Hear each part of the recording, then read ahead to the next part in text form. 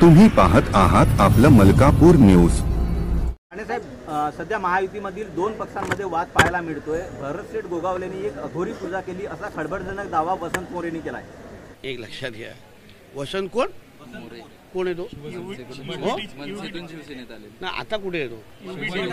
लक्षात घ्या, अघोरी पूजा काय असते हे कोणाला दुसऱ्याला विचारू नका, मातोश्रीच्या 3ऱ्या माळ्यावर विचारा। अघोरी पूजेमध्ये PhD केलेली आहे। कुठे काय त्याचं कॅलेंडर मी दाखवू शकतो, कोण बुवा कुठे आणलं जातं, काय कुठे कापलं जातं। म्हणून अघोरी पूजाचे आरोप आमच्या गोगावलेजींवर करण्या अगोदर उबाटावाल्यांनी थोडा आपल्या मातोश्रीमध्ये बसलेल्या मालकाला विचारावं, बाबा अघोरी पूजा नेमकं काय?